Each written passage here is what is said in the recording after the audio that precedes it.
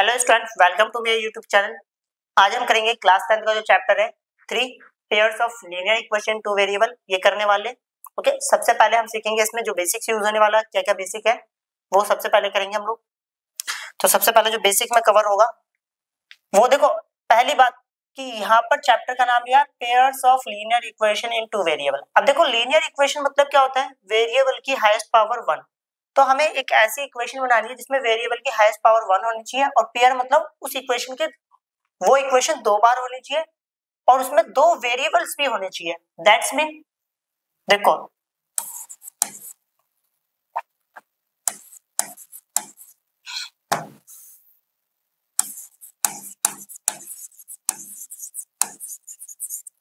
General equation of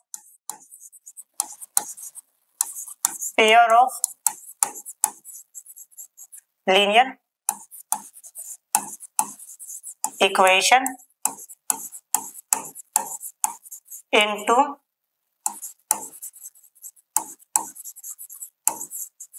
variables.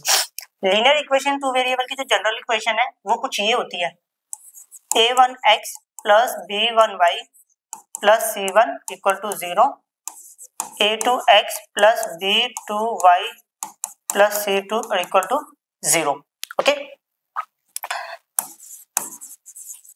where a1 not equal to 0, b1 is not equal to 0, a2 is also not equal to 0 or b2 is also not equal to 0, and a1 comma b1 comma c1 a2 b2 c2 are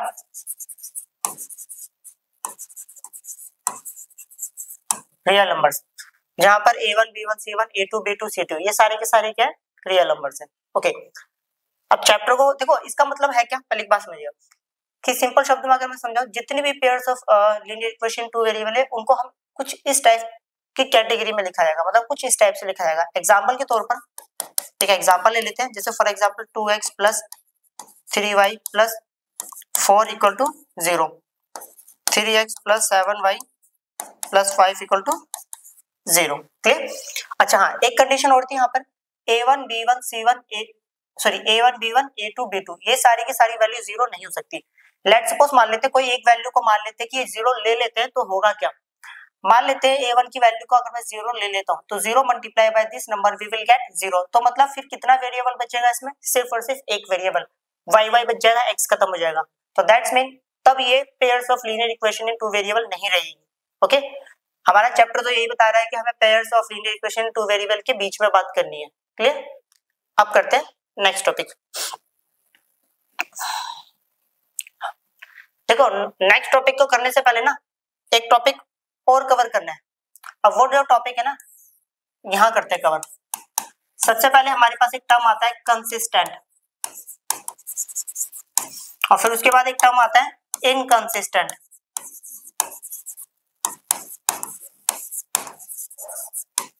अब consistent मतलब होता है having solution,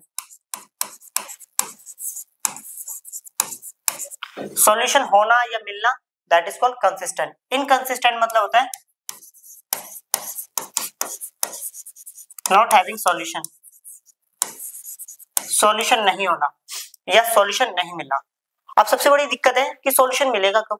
simple शब्द में let's suppose ऐसे समझते हैं कि कभी भी अगर हमारे पास दो कर्व है या दो लाइन है, वो जितने पॉइंट पर कट करेंगे, तो वो जितने पॉइंट्स पर कट करेंगे वही हमारा क्या होगा, नंबर ऑफ सॉल्यूशंस होंगे। फॉर एग्जांपल लेट्स सपोज मान लेते हैं मेरे पास दो सर्कल है, अगर ये दो सर्कल दो पॉइंट पर कट कर रहे हैं तो यहाँ पर कितने सॉल्यूशन होंगे, दो सॉल्यूशन होंगे। मान लेते हैं मेरे पास दो लाइन है, ये दोनों लाइनें कितने पॉइंट पर कट कर रही है, एक पॉइंट पर, तो यहाँ पर हमारे पास कितने सॉल्यूशन होंगे, वन सॉल्यूशन। अब देखो, ऐसा भी तो केस हो सकता है कि लाइन काटे ही ना। फॉर एग्जांपल पैरालाइंस का एग्जांपल ले लेते हैं, अगर लाइन काटेगी नहीं तो सॉल्यूशन नहीं मिलेगा, और नहीं मिलना मतलब क्या होता है, इनकंसिस्टेंट। तो क्लियर?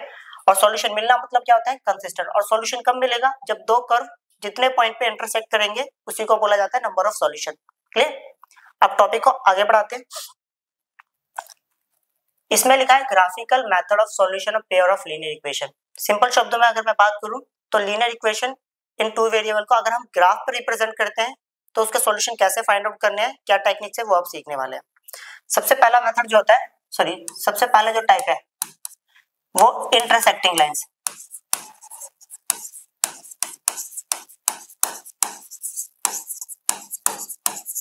अगर मैं इंटरसेक्टिंग लाइंस की बात करूं, देखो इंटरसेक्टिंग लाइंस वो लाइंस होती है जो एक दूसरे को कभी कट नहीं करती, एक दूसरे को एक पॉइंट पर कट करती है, गलती होगी, वो लाइंस जो एक दूसरे को एक पॉइंट पर कट करे उन्हें बोला जाता है इंटरसेक्टिंग लाइंस। क्लियर? अब सबसे बड़ी बात, अगर ये दोनों लाइनें एक दूसरे को कट कर रही है तो मतलब पॉइंट ऑफ इंटरसेक्शन मिल रहा है। अगर पॉइंट ऑफ इंटरसेक्शन मिलेगा तो हम इसको क्या बोलेंगे, कंसिस्टेंट, मतलब सॉल्यूशन हमें मिलेगा। ओके, अब दूसरी बात, कितने पॉइंट पर कट कर रही है, एक पॉइंट पे। अब जितने पॉइंट पर कट करेंगे तो उतने ही सॉल्यूशन हमें मिलते हैं। तो अगर एक पॉइंट पर कट कर रहे हैं तो नंबर ऑफ सॉल्यूशन कितना हुआ, ओनली वन सॉल्यूशन। ओके, अब तीसरी बात कि जो इंटरसेक्टिंग लाइन होती है उसकी जो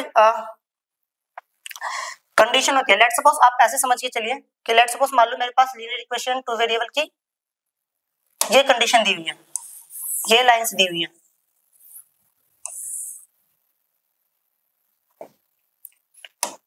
जनरल इक्वेशन हमने ये पढ़ी थी, a1x plus b1y plus c1 equal to 0, a2x plus b2y plus c2 equal to 0। Okay, अब यहां समझते हैं। देखो जब कभी भी a1 by a2 which is not equal to b1 by b2 होगा, ये दोनों कंडीशन, देखो ये कंडीशन रिप्रेजेंट करती है इंटरसेक्टिंग लाइंस को। क्लियर? अब आ जाते हैं कोइंसिडेंट लाइन। ओके, अब कोइंसिडेंट लाइंस मतलब होता है जब एक लाइन दूसरी लाइन के ऊपर ओवरलैप होती है। सिंपल शब्दों में एक लाइन के ऊपर दूसरी लाइन होना, that is called coincide lines. Okay, अब देखो एक छोटी सी बात सुनना, अब ये वाली लाइन और ये वाली लाइन, ओके, मतलब एक बड़ी वाली और एक छोटी वाली। वैसे तो ये दोनों एक ही लाइन है बट दिखाना ऐसा पड़ रहा है मुझे, क्योंकि आप ही समझिए इस एरो का मतलब होता है नेवर एंड। ओके, मतलब लाइन कभी भी दोनों तरफ से खत्म नहीं होगी। तो मैं एक छोटी बना रहा हूँ, एक बड़ी बना रहा हूँ, मतलब ये दोनों एक है बट दिखाते टाइम ऐसे दिखा रहा हूँ कि हमारे पास दो लाइनें मान लेते हैं ना। लेट्स सपोज ये हमारे पास दो लाइनें, तो ये कितने पॉइंट पर टच कर रही है, इनफाइनाइट पॉइंट पर। तो पहली बात की ये टच कर रही है, टच करना मतलब सॉल्यूशन मिलेगा। देखो ये दोनों लाइंस भी एक पॉइंट पर टच कर रही थी, अगर टच कर रही है तो सॉल्यूशन मिलेगा, तो मतलब कंसिस्टेंट। अगर सॉल्यूशन मिलेगा, ओके, तो कितने सॉल्यूशन मिलेंगे, ओके, तो ये कितने पॉइंट पर टच कर रही है, इनफाइनाइट पॉइंट पर टच कर रही है, तो मतलब इंफिनिटी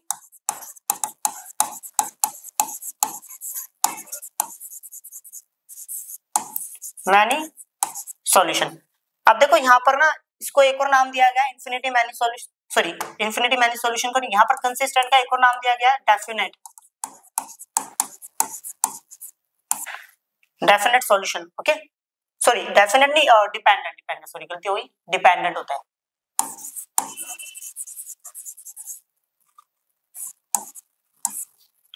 ओके, डिपेंडेंट सॉल्यूशन या डिपेंडेंट बोल सकते हो।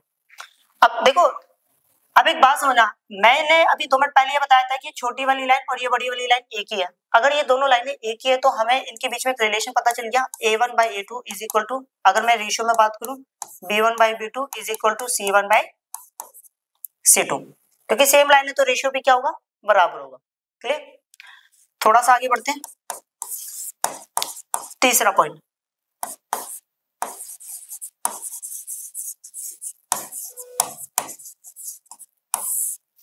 Parallel lines. अगर मैं पैरेलल लाइंस की बात करूं तो वो लाइंस जो एक दूसरे को कभी इंटरसेक्ट करती ही नहीं है, उन लाइंस को बोला जाता है पैरेलल लाइंस। ओके, अब देखो ये दोनों एक दूसरे को काट ही नहीं रही है तो सॉल्यूशन नहीं मिलेगा, और सॉल्यूशन ना मिलना मतलब होता है inconsistent.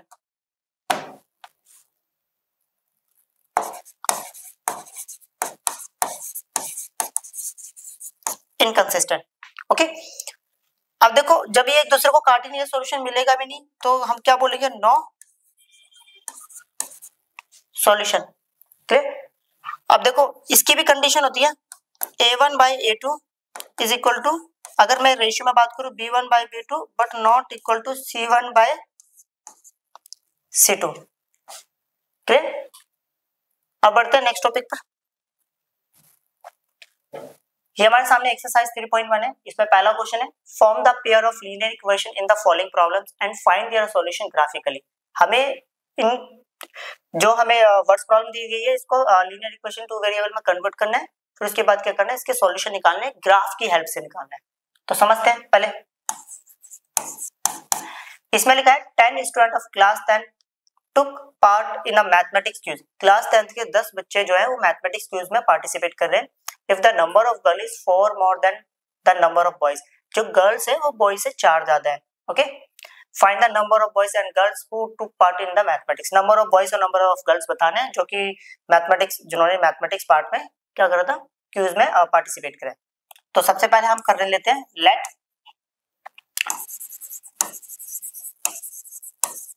Number of boys be x, let number of girls be y।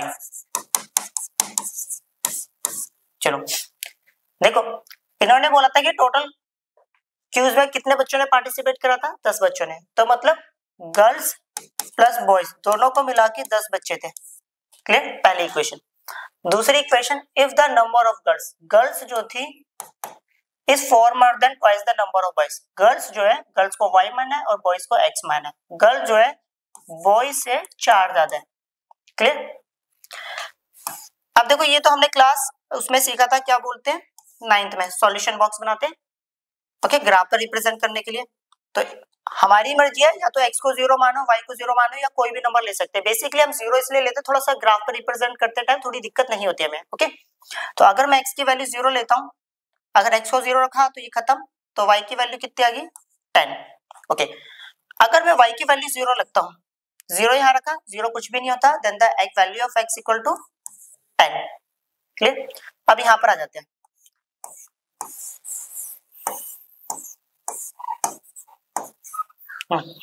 अगर मैं बात करूं यहां पर, अगर मैं x की वैल्यू को 0 लेता हूं, 0 प्लस 4 तो कितना आ गया, 4 हो गया y। ओके, अगर x की वैल्यू मैं ऐसा करता हूं, 2 ले लेता हूं, अगर x की वैल्यू 2 ले लेता हूं, y की वैल्यू आएगी 6।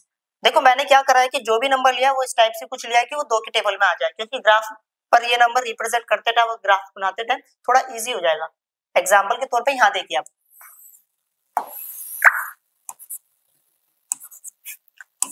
y x। ओके,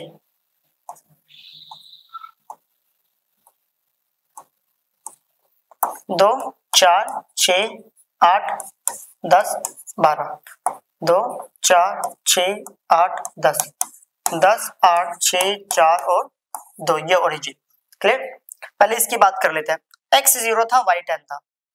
अगर मैं x को 0 मानता हूं, मतलब x कुछ भी नहीं है, तो y कितना है हमारे पास, 10। x 0 y 10। ओके, x हमारे पास 10 है और y की वैल्यू 0 है। अगर x की वैल्यू 10 है और y की वैल्यू 0 है, तो देखो इसको मिला देते हैं, यहां पे मिल गया। ओके, और इसी की इक्वेशन थी x plus y equal to 10। अब दूसरा कलर ले लेते हैं, थोड़ी दिक्कत कम हो जाएगी। x की वैल्यू 0, y की वैल्यू 4 है। x कुछ भी नहीं है और y कितना है, 4, 0,4। ओके, x की वैल्यू 2 है और y की वैल्यू 6 है। x की वैल्यू 2 और y की वैल्यू 6। अच्छा, x की वैल्यू 2 है ना,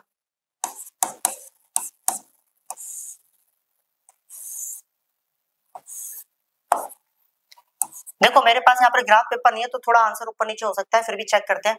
ये कुछ आंसर मिल रहा है,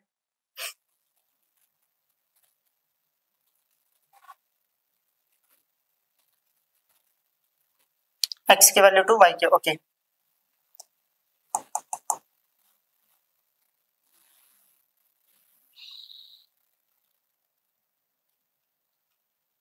देखो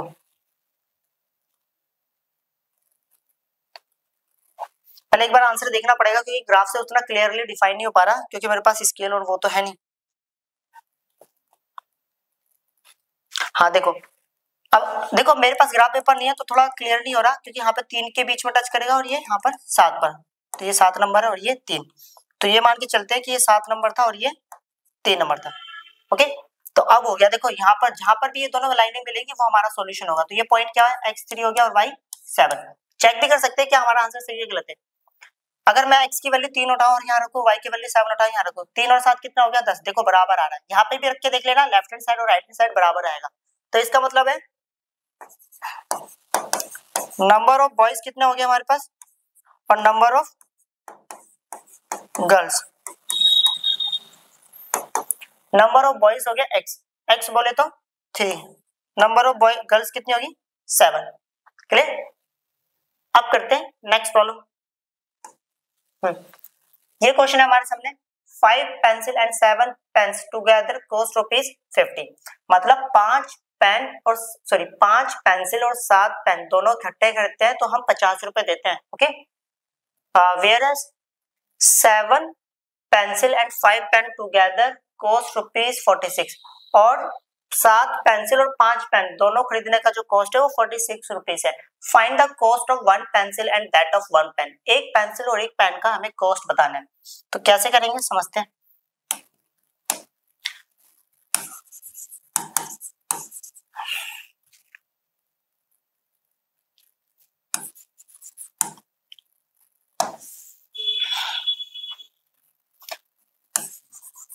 Let the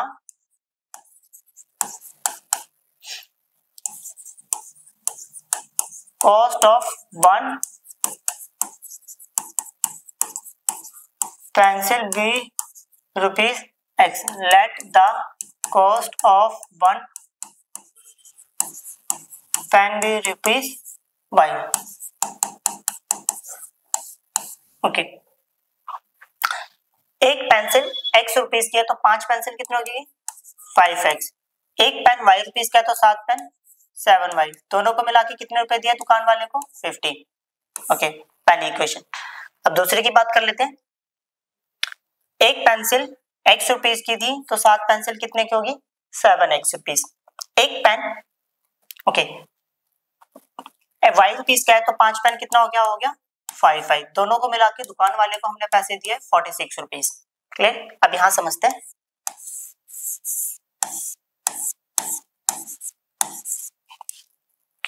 ऐसा करते पहले y की वैल्यू 0 लेते हैं। अगर मैं 0 यहां रखता हूं, 0 मल्टीप्लाई बाय 7 तो कितना हो गया खत्म, 0 हो गया। 0 तो लिखते नहीं हम, तो ये मल्टीप्लाई है, यहाँ पर आके क्या होगा डिवाइड। 50 को अगर 5 से डिवाइड करूं तो कितना आएगा 10। क्लियर। अब बात करते हैं यहाँ पर, अगर x की वैल्यू मैं 3 लेता हूँ, 3 5 दा 15, इधर प्लस 15 उधर आके कितना होगा माइनस 15। अगर 50 माइनस 15 तो कितना हो गया 35। इधर 35 आएगा, इधर मल्टीप्लाई में 7 है, इधर आके कितना होगा डिवाइड 7। 35 को अगर मैं 7 से डिवाइड करूं तो कितना हो गया 7 5 दा 35। क्लियर।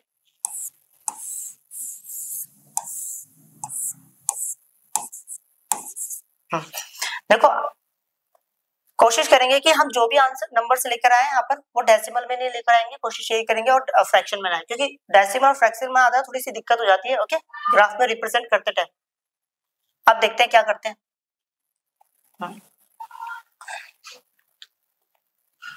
ओके,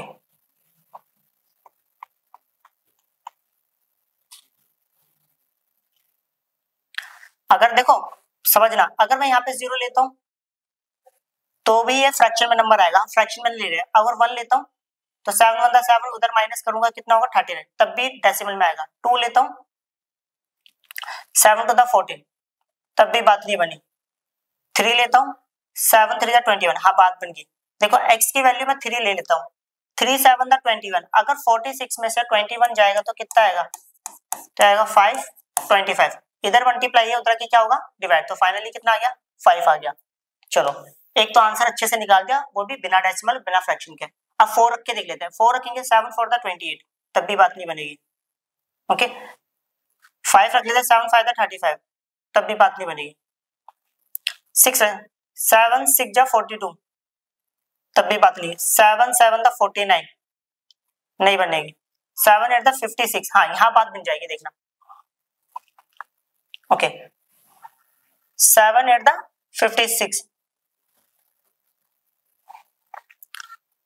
तो हमने क्या लिया, यहाँ पर लिया था, मैं करके दिखला देता हूँ। यहाँ पर x की वैल्यू मैंने 8 ले ली। ओके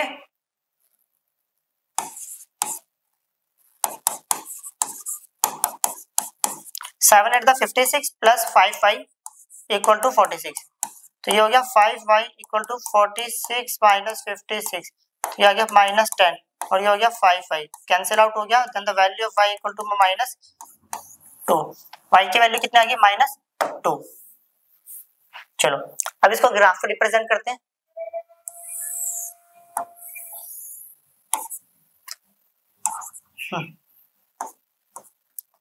सब देखो, लास्ट 10 तक नंबर ले लेते हैं, 1 2 3 4 5 6 7 8 9 10।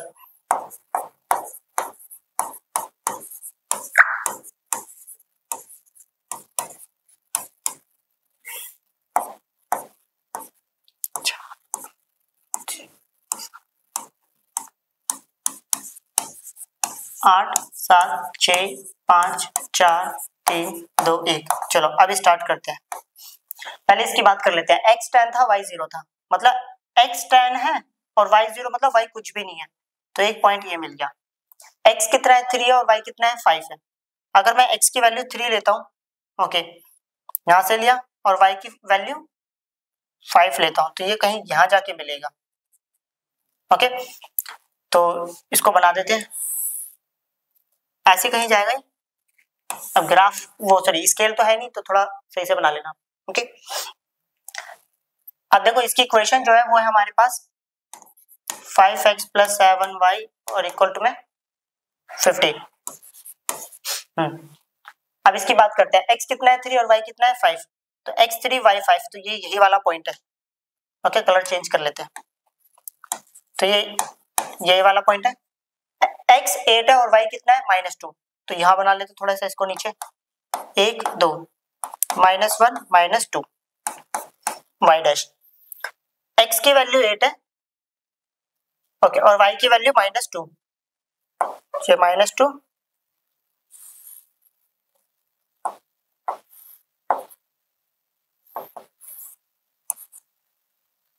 इक्वेशन है 7x plus 5y equal to में 46। ओके अब देखते हैं इनका सॉल्यूशन क्या होगा। ओके देखो यहाँ से ना सही से पता नहीं चल रहा क्योंकि हमारे पास स्केल नहीं है, बट ग्राफ ऐसे ही कुछ बनेगा। एक बार आंसर देख लेते हैं इसका। ओके तो आंसर में लिखा था 5, सॉरी गलती होगी मेरे से।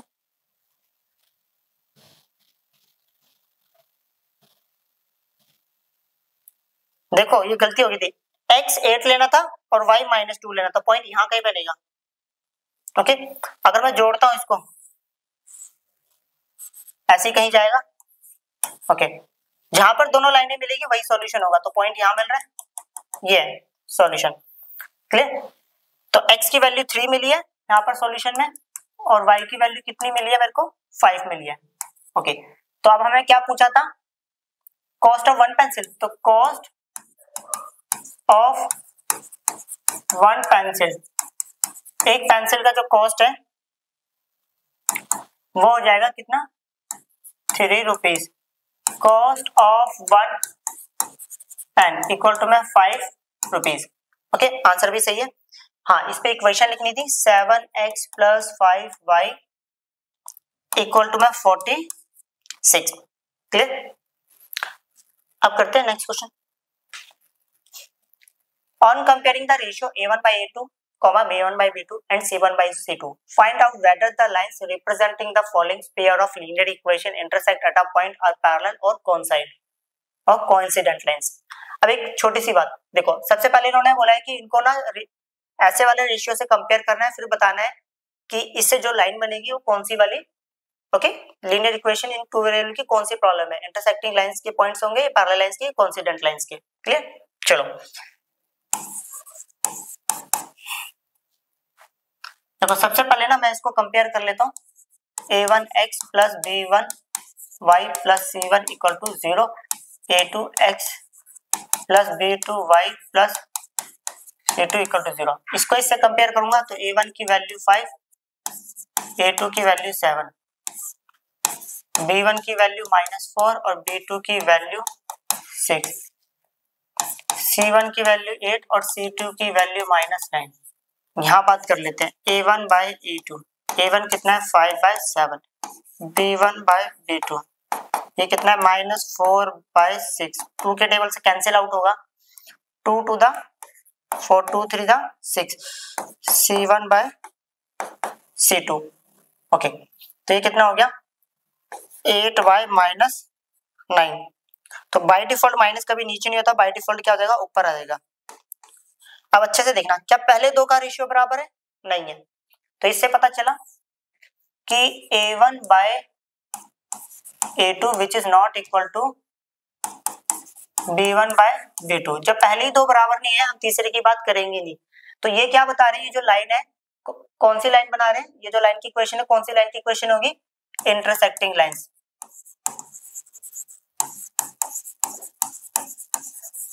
ये चीज हमने पीछे ही सीखा था, अगर पहले दो का रेशियो बराबर ना हो तो जो लाइन बनेगी वो इंटरसेक्टिंग लाइंस होगी। क्लियर? एक बार चेक कर लेते हैं आंसर।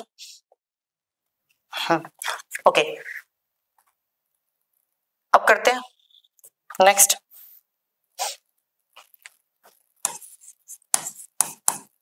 हाँ अब कंपेयर करूंगा तो a1 की वैल्यू 9 है, a2 की वैल्यू 18 है, b1 की वैल्यू 3 है, b2 की वैल्यू 6 है, c1 की वैल्यू 12 है और c2 की वैल्यू 24 है। ओके तो यहाँ पर निकाल लिया a1 by a2 equal to 9/18, 9 to the 9, 9 to the 18, b1 by b2 3/6, we will get 1/2, c1 by c2 is equal to 12/24, 12 in the 12, 12 to the 24। यहाँ समझते हम। अब देखो तीनों रेशियो बराबर है, a1 by a2 is equal to b1 by b2 c1 by c2। तो कौन सी लाइन बनेगी, कोइंसिडेंट।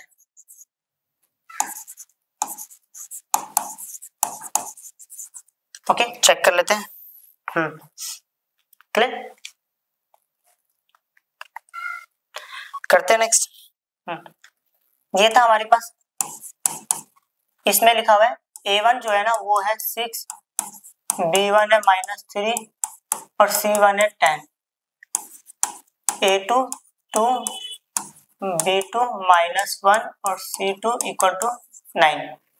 तो a1 बाई a2 चेक कर लेते हैं पहले, that is called 6/2, we will get 3, b1 by b2 is equal to -3 -1, दोनों cancel out, we will get 3, c1 by c2 equal to 10/9। Clear? तो यहाँ पे पता चल गया a1 by a2 is equal to b1 by b2 but not equal to c1 by c2। पहले दो का रेशियो बराबर होगा, तीसरे का वाले का बराबर नहीं होगा, तो ये कौन सी वाली होगी? Okay parallel lines.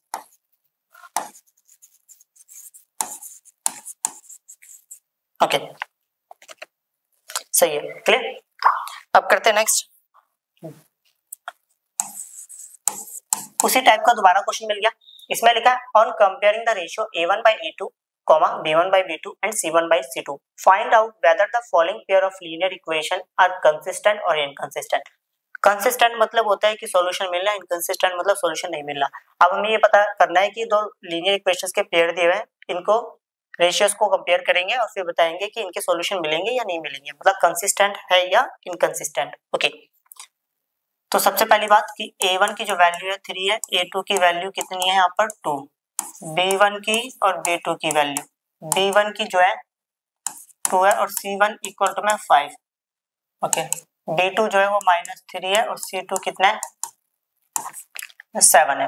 ओके देखो एक गलती बिल्कुल मत करना, इसमें जो c वाला टर्म है, c1 वाला टर्म है वो इक्वल टू के इस तरफ है तो उसमें भी उसी तरफ होना चाहिए, मतलब दोनों का सेम तरफ होना चाहिए। ओके अदरवाइज आंसर गलत आ जाएगा।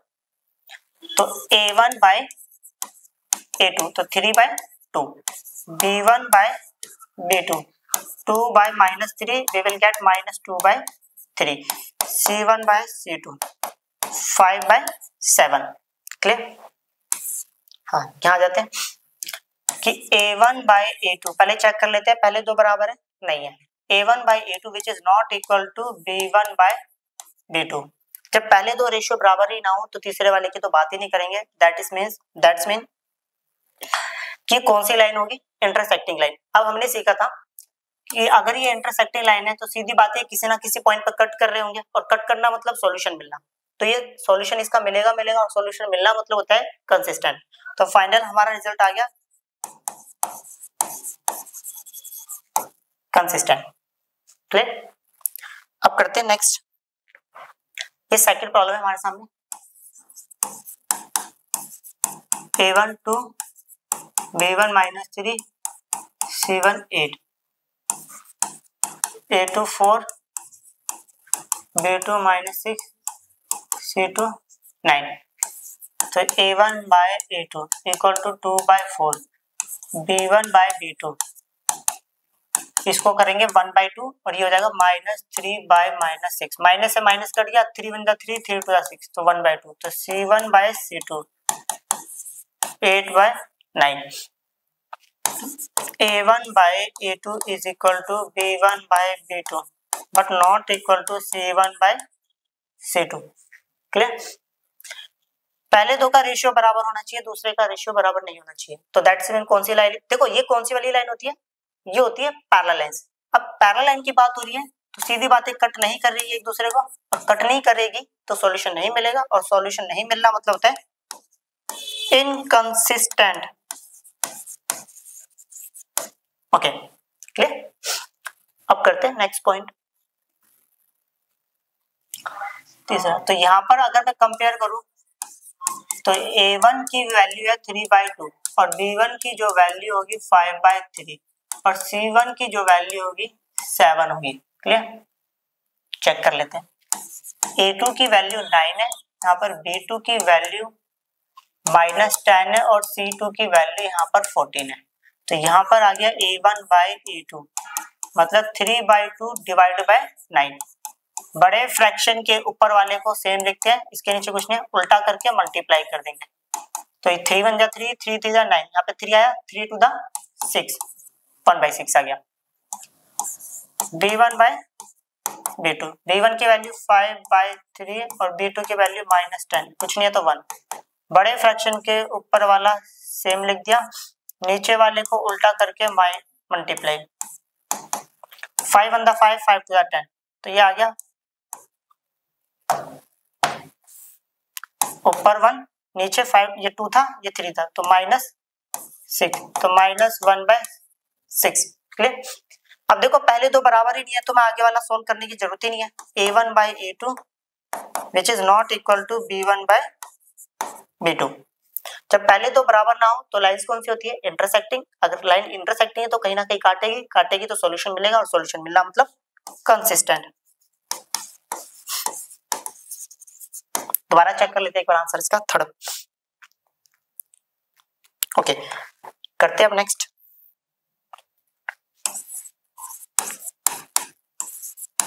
a1 की वैल्यू 5, b1 की वैल्यू -3, c1 की वैल्यू 11, a2 की वैल्यू -10, b2 की वैल्यू 6 और c2 की वैल्यू -22। तो a1 by a2 equal to 5 by -10, तो we will get -1/2।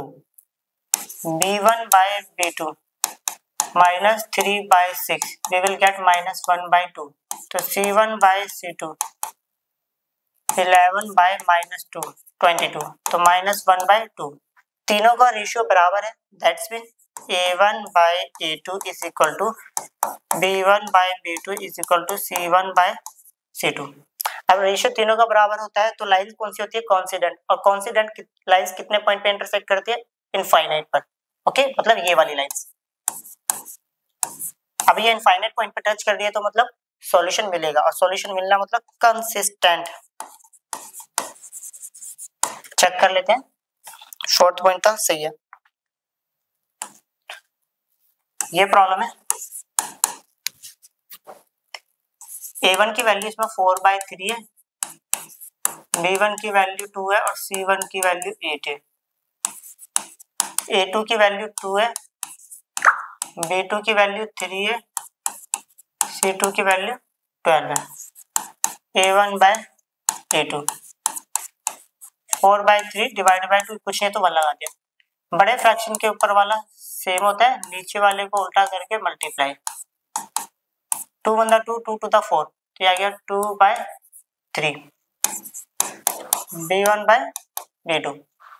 B1 की वैल्यू 2 है और B2 की वैल्यू 3। चलो ये भी सेम आ गया C1/C2। तो ये हो गया 8/4। 4 to the 8, 4 3 the 12। अगर मैं यहाँ बात करूँ A1/A2 is equal to B1/B2 equal to C1/C2, जब तीनों रेशियो बराबर हो तो लाइंस कौन सी होती है? Parallel lines. ओके, अगर लाइन सॉरी गलत बोल दिया, लाइन कॉन्सिडेंट लाइंस होती है। अगर लाइन कॉन्सिडेंट है तो कितने पॉइंट पर टच करेगी? इनफाइनाइट पॉइंट पर। ओके क्लियर है? अगर लाइन इनफाइनाइट पॉइंट पर टच करेगी मतलब सॉल्यूशन मिलेगा, और सॉल्यूशन मिलना मतलब कंसिस्टेंट। क्लियर? फिफ्थ सही है। आप करते हैं नेक्स्ट। ओके ये प्रॉब्लम है हमारे सामने, which of the following pair of linear equation are consistent and inconsistent.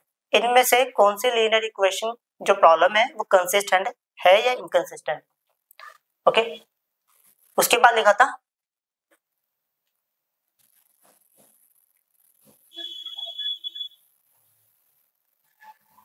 अच्छा एक सेकंड यहाँ से दिखाई नहीं देता। अच्छा यहाँ पर ना मिस्टेक हो गया, यहाँ पर ना इफ लिखा हुआ था।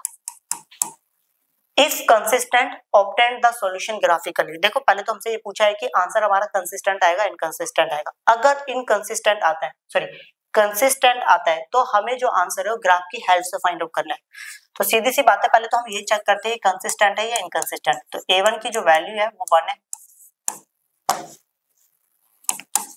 B1 की 1 और C1 की 5, A2 की वैल्यू 2, B2 की वैल्यू 2 और C2 की value 10। Okay A1/A2 1/2, B1/B2 1/2, C1/C2 equal to 5/10। We will get 1/2। Clear? समझना। तो A1/A2 is equal to B1/B2 is equal to C1/C2। जब तीनों रेशियो बराबर होता है तो लाइन होती है कोइंसिडेंट लाइंस। ओके अब देखो कोइंसिडेंट लाइन इनफाइनाइट पॉइंट पर टच करती है तो मतलब सॉल्यूशन मिलेगा। तो ये पहली बात की कंसिस्टेंट होगा, कंसिस्टेंट हुआ। ओके अब सॉल्यूशन देखो, फिर हमें क्या करना था, अगर आंसर हमारा कंसिस्टेंट होगा तो ग्राफ की हेल्प से इसके आंसर्स को रिप्रेजेंट करना है, तो कर देते हैं। तो आप एक छोटी सी बात समझिएगा, पहले इसका सॉल्यूशन निकाल लेते हैं। x को अगर मैं 0 रखता हूँ y5, y को 0 रखता हूँ x5, पूरी इक्वेशन को 2 से डिवाइड कर देता हूँ तो कितना हो गया x plus y equal to 5। अब आप एक चीज नोटिस करोगे कि पहली वाली इक्वेशन और दूसरी वाली इक्वेशन सेम ही होगी, तो आंसर्स भी सेम ही आएंगे, सीधी सी बात है। ऐसा क्यों हुआ? अभी तो मैंने बताया था जब रेशियो सेम होता है तो कॉन्सिडेंट लाइन होता है, और कॉन्सिडेंट लाइन मतलब जो एक लाइन के ऊपर दूसरी लाइन हो, और एक लाइन के ऊपर दूसरी लाइन होना मतलब वही लाइन, एक ही लाइन की बात होती है। फिर भी कर देते हैं, दिखा देता हूँ मैं आपको ग्राफ की हेल्प से। 1 2 3 4 5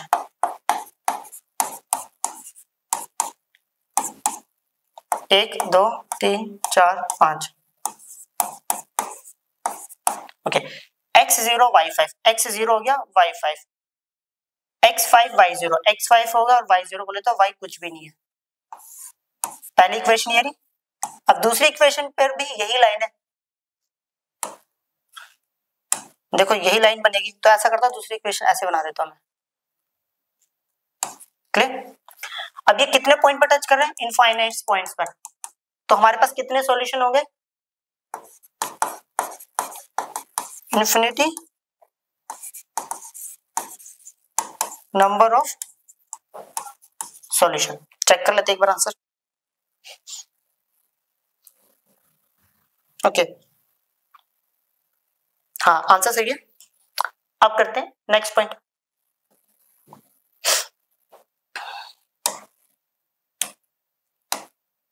ये क्वेश्चन है हमारे सामने, इसमें लिखा है सबसे पहले a1 की जो वैल्यू है 1 है, b1 की -1 और c1 की 8,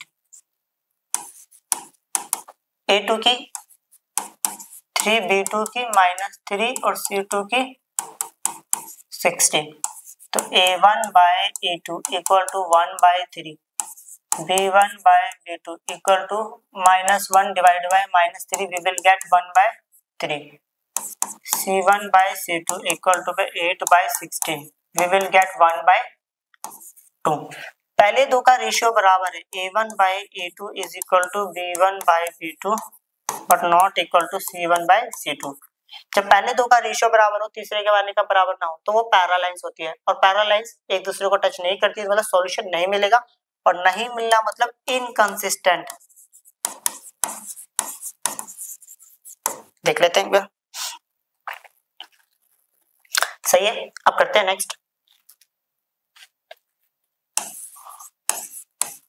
यहाँ पर बात करूं तो a1 जो है वो 2 है, b1 जो है वो 1 है, और c1 जो है वो -6, a2 जो है 4, b2 जो है -2 और c2 जो है -4। Okay a1 by a2 2/4 we will get 1/2, b1 by b2 equal to 1 by -2 we will get -1/2। तो सीधी बात है a1 by a2 which is not equal to b1 by b2। देखो जब पहले दो का रेशियो बराबर नहीं होता तो लाइंस जो होती है वो इंटरसेक्टिंग लाइन होती है, और इंटरसेक्टिंग लाइन किसी ना किसी पॉइंट पर कट करेगी, और कट करेगी तो सॉल्यूशन मिलेगा, और सॉल्यूशन मिलना मतलब कंसिस्टेंट। अब क्वेश्चन में बोला था कि आंसर अगर कंसिस्टेंट आएगा तो हमें जो सॉल्यूशन है ग्राफ की हेल्प से फाइंड आउट करना है। तो अब करते हैं। तो 2x प्लस वाई -6 है तो इधर के कितना हो गया +6, ये x ये y। अगर मैं x की वैल्यू 0 लेता हूँ, 0 multiply by this number we will get 0, ये खत्म हो गया है, तो y की वैल्यू कितनी आई 6। अगर मैं y की वैल्यू 0 लेता हूँ तो ये खत्म हो गया, मल्टीप्लाई है, इधर की कितना हो गया डिवाइड। क्लियर। तो यहाँ पर ले लेते हैं हम 4x - 2y -4 इधर के +1, पूरी इक्वेशन को 2 से डिवाइड करते हैं, तो 2x - y equal to 2। Clear, ये हो गया x और y। अगर x की वैल्यू 0 है, क्लियर, तो समझते हैं अगर x की वैल्यू 0 लेता हूँ, 0 मल्टीप्लाई बाय दिस ये 0 होगा, इधर -1 तो इधर के -2 हो गया। अगर y की वैल्यू 0 लेता हूँ, 0 ये पूरा खत्म हो गया, मल्टीप्लाई उधर के divide, we will get 1। Clear,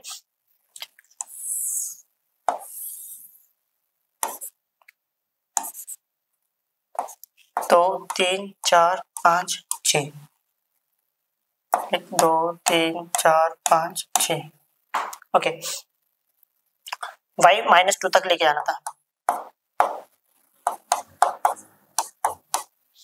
1 2 3 4 5 6 y,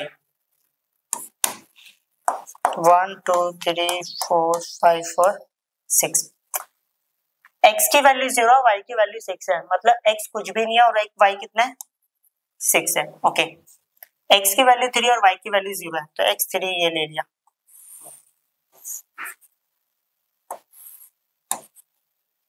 okay equation आ गई 2x plus y equal to 6। दूसरी से रिप्रेजेंट कर लेते हैं कलर से, x की वैल्यू 0, y की वैल्यू -2, तो सीधी बात है ये वाला पॉइंट हो गया। x की वैल्यू 1 और y की वैल्यू 0, तो ये वाला हो गया।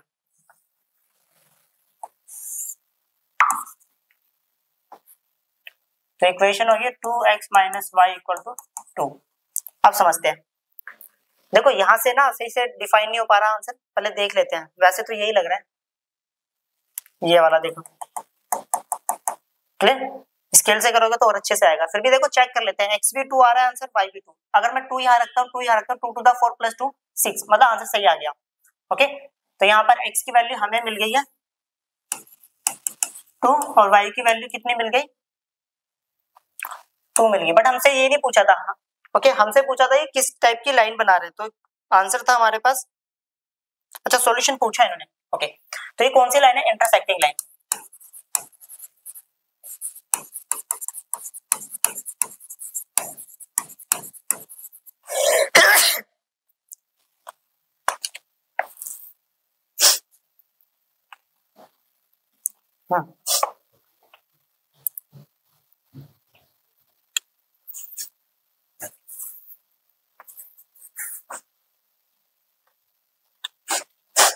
अब करते हैं नेक्स्ट प्रॉब्लम।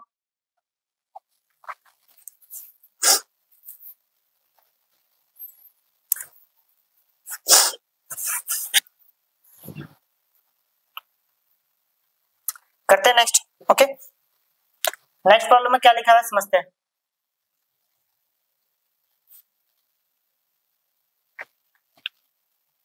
ये प्रॉब्लम है,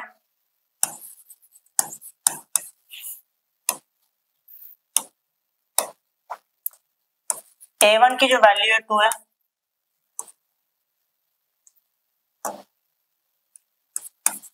B1 की -2 और C1 की -2, A2 4, B2 4 और C2 -5, A1 by A2, 2 by 4 we will get 1 by 2, B1 by B2, -2 by 4 तो -1 by 2।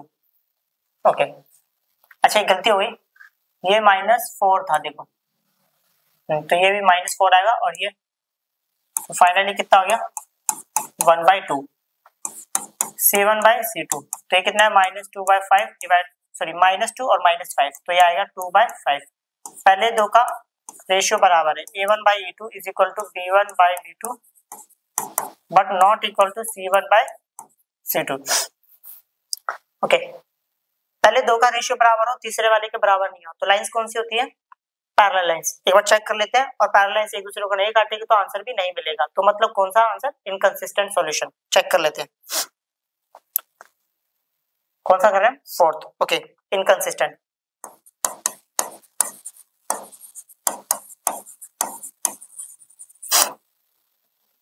ओके, अब करते हैं नेक्स्ट। ये देखो ये क्वेश्चन हमारे सामने, half the perimeter of a rectangular garden. एक रेक्टेंगल शेप की गार्डन की बात हो रही है। ओके, तो सबसे पहले आगे पढ़ते हैं। Whose length is 4 metre more than its width, जिसकी लंबाई चौड़ाई से 4 मीटर ज्यादा है।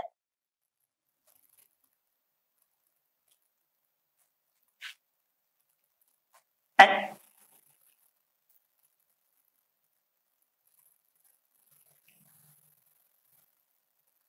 अच्छा, ये ना थोड़ी मिस्टेक हो गई यहाँ पर,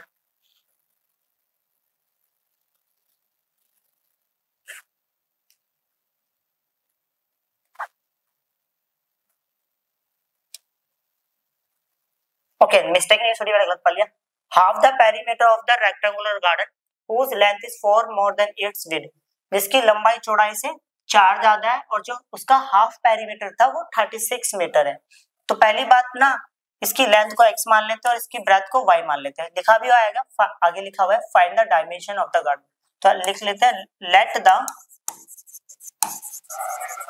length of garden be x metre, let the breadth of garden be y metre. Okay, अब इन्होंने बोला था जो लेंथ है ना वो ब्रेथ से कितनी ज्यादा है, ओके 4 मीटर ज्यादा है। ओके, तो लेंथ को क्या बनता है x, y से 4 मीटर ज्यादा है। उसके बाद बोला था जो इसका हाफ, देखो हाफ पेरीमीटर है, रेक्टेंगल का पूरा पेरीमीटर का फॉर्मूला था, पूरा पेरीमीटर होता क्या है, साइड साइड को प्लस करना 2l + b, ये पूरा पेरीमीटर हो गया।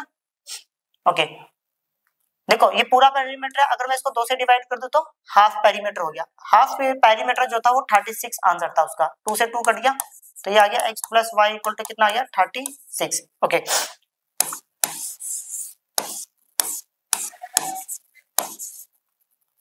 अगर मैं y को 0 ले लेता हूं तो 0 खत्म हो गया, तो then the value of x equal to 4, x की वैल्यू 4 आ गई। अगर मैं y को 2 ले लेता हूं तो ये कितना हो गया 6 हो गया। ओके अब कोशिश करूंगा कि जो भी आंसर आए वो 2 के टेबल में ही आए, ठीक है सारे नंबर 2 के टेबल के। ओके तो उससे क्या होगा ग्राफ पर रिप्रेजेंट करते टाइम दिक्कत नहीं आएगी। देखना अगर मैं x की वैल्यू 0 लेता हूं ये तो बहुत बड़ा नंबर हो जाएगा। ओके कोई नहीं 0 ही ले लेते हैं, तो उससे ज्यादा बेटर है। देखो ऐसा करते हैं, ये नंबर गलत नहीं है, थोड़ा और इजी वाले नंबर लेंगे हम। ओके अगर y की वैल्यू 4 ले लेता हूं तो x की वैल्यू कितनी आ जाएगी 8। तो ऐसा करते हैं अब 4 के टेबल का नंबर ले लेते हैं, ग्राफ में दिक्कत नहीं आएगी। अगर x की वैल्यू 0 लेते हैं तो y की वैल्यू आएगी 36, y की वैल्यू 0 लेते हैं तो x की वैल्यू आएगी 36। क्लियर? अब ग्राफ की हेल्प से इसका आंसर निकालते हैं।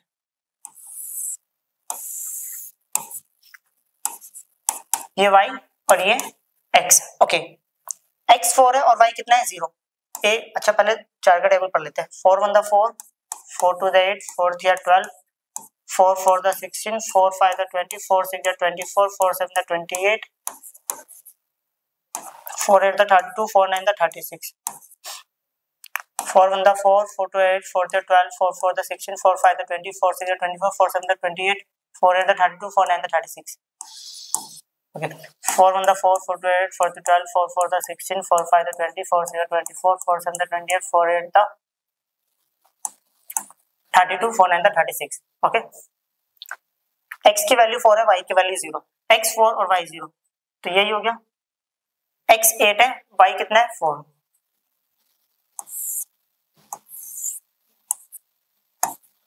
इक्वेशन x इक्वल टू y प्लस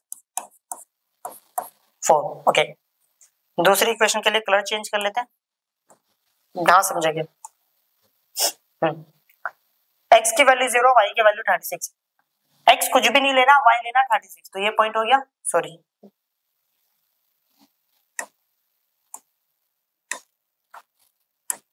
ओके x की वैल्यू 36, y की वैल्यू 0, मतलब ये वाला पॉइंट हो गया।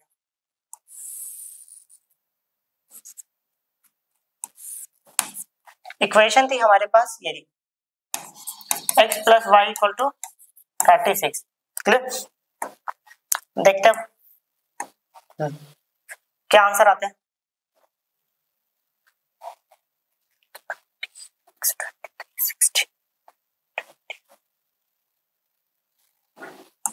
मेरे ख्याल से ये आंसर आ रहा है, देखते हैं क्योंकि वो स्केल लिए ना हमारे पास। हाँ आंसर सही आया। ओके तो यहाँ पर आ गया x की वैल्यू आ गई हमारे पास 20 और y की वैल्यू आ गई हमारे पास 16। तो लेंथ कितनी निकल गई, लेंथ को x माना था 20 मीटर और ब्रेथ 16 मीटर। क्लियर? अब करते हैं next problem. Given the linear equation, हमें एक लीनियर इक्वेशन दे रखी है, पहले इसकी बात कर लेते हैं। 2x plus 3y minus 8 equal to 0। Right another linear equation in 2 variable such that the geometrical representation of pairs of formed is first में इंटरसेक्टिंग लाइंस, सेकंड में पैरेलल लाइंस और थर्ड में कोइंसिडेंट। देखो सिंपल शब्दों में बोले तो इन्होंने पता क्या करा है, एक लाइन तो इक्वेशन दे दी, एक लाइन की इक्वेशन दे दी, दूसरी लाइन की इक्वेशन हमें लिखनी है और वो इस कंडीशन को फुलफिल करे, मतलब इस कंडीशन को फॉलो करे। अब सिंपल शब्दों में देखो इंटरसेक्टिंग लाइन की कंडीशन क्या पड़ी थी, पहले दो का रेशियो सेम होना चाहिए। अब यहाँ पर 2 है तो मैं ऐसा करता हूँ 4 ले लेता हूँ, यहाँ पर 3 है तो 6 और यहाँ पर कोई और नंबर रख लेता हूँ। अगर आप अब चेक करेंगे देखो पहले दो का रेशियो सेम आएगा, 2/4, 1/2, 3/6, 1/2। तीसरे का आएगा है हमें नहीं मतलब, ओ सॉरी गलती होगी, पहले दो का रेशियो सेम नहीं होना चाहिए था, गलती कर दी हमने। तो यहाँ पर लिख दिया 3 और यहाँ पर लिख दिया 4 और ये लास्ट वाला तो चेक ही नहीं करना, कुछ भी लिख दो, पहले दो का आंसर बराबर नहीं आना चाहिए इंटरसेक्टिंग लाइन। क्लियर? अब सेकंड के लिए पैरालाइंस, अगर पैरालाइंस की कंडीशन पड़ी थी, ओके, पहले दो का रेशियो बराबर होना चाहिए, तीसरे का रेशियो बराबर नहीं होना चाहिए। तो पहले दो का रेशियो बराबर होना चाहिए तो मतलब यही लिख देते हैं, तीसरा बराबर नहीं होना चाहिए तो ये लिख दिया। देखो अब रेशियो निकालेंगे 2/2, 1/2, 3/3, 2/2, 1/1, 3/3, 1/1। देखो पहले दो का रेशियो बराबर है, तीसरे वाले के बराबर नहीं है। अब तीसरे की बारी, तीनों रेशियो बराबर होने चाहिए, कॉन्सिडेंट लाइन मतलब तीनों रेशियो बराबर होने चाहिए। ओके, तो ऐसा करते ये इक्वेशन लिख देते हैं 2x + 3y - 8। अब रेशियो निकाल के देखोगे तो तीनों आंसर बराबर निकलेंगे। क्लियर? अब करते हैं नेक्स्ट प्रॉब्लम। ये हमारे सामने क्वेश्चन है, draw the graph of the equation. हमारे पास एक इक्वेशन दे रखी है,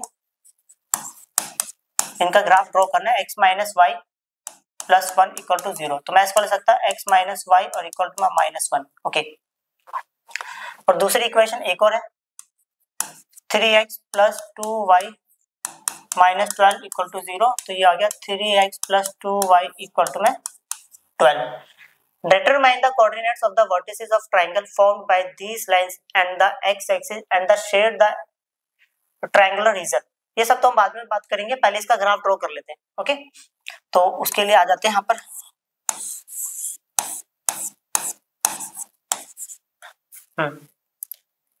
अगर मैं x की वैल्यू को 0 लेता हूं तो ये खत्म, ये दोनों कट गया, तो y की वैल्यू कितनी आ गई, 1 आ गई। ओके, अगर मैं y की वैल्यू 0 लेता हूं तो 0 से इस पूरी को मल्टीप्लाई करेंगे 0, तो x की वैल्यू आ गई -1। क्लियर?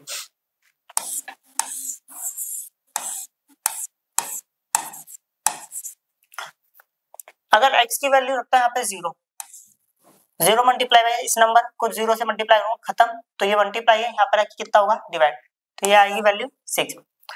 अगर मैं y की वैल्यू 0 लेता हूँ, ये मल्टीप्लाई है, यहाँ पर आके कितना होगा, डिवाइड। देखो 0 लेने पे ये खत्म हो जाएगा ना, ये कितना आ जाएगा, 12 के नीचे 3 जाएगा तो 4। ग्राफ बना लेते हैं। ओके, यहाँ बनाते हैं।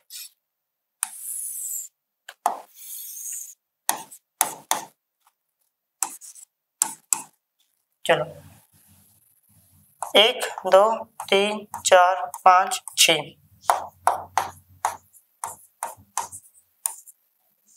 1 2 3 4 5 6। ओके,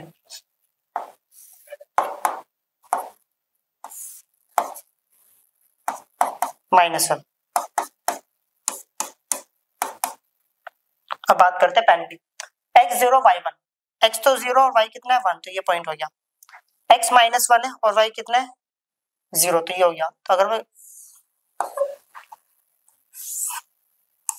इक्वेशन क्या है, इक्वेशन है x - y = -1। ओके, अब दूसरे की बात कर लेते हैं। x 0 y 6, x तो कुछ भी नहीं है और y कितना है 6 है, x कुछ भी नहीं है और y कितना है 6, ये पॉइंट हो गया। ओके, x 4 है और y कितना है 0, y इसमें कुछ भी नहीं है और x है हमारे पास 4 है। काफी हद तक बिल्कुल स्ट्रेट लाइन गई है, चेक कर लेते हैं क्या आंसर होगा। यहाँ पर तो 3 लग रहा है। ओके, अच्छा एक छोटी सी बात, ये सब तो करना ही नहीं था। देखो क्वेश्चन में बोला था determine the coordinates of the vertices, vertices को कोऑर्डिनेट्स फाइंड आउट करने हैं। Okay, of the triangle formed by this line and x axis. हमें उस लाइन के कोऑर्डिनेट्स फाइंड आउट करने जो एक्स एक्सिस और इन लाइनों से घिरा हो। देखो पहली बात, हमारे पास कितने ट्रायंगल बन रहे हैं, पहले एक ये ट्रायंगल है। ओके, अगर मैं इस ट्रायंगल की बात करूं तो इस ट्रायंगल में सिर्फ और सिर्फ एक ही लाइन आ रही है, दोनों लाइनें नहीं आ रही, तो इसको नहीं लेंगे, इस वाले को, छोटे वाले को। क्लियर? अब बात करता हूं इस वाले की।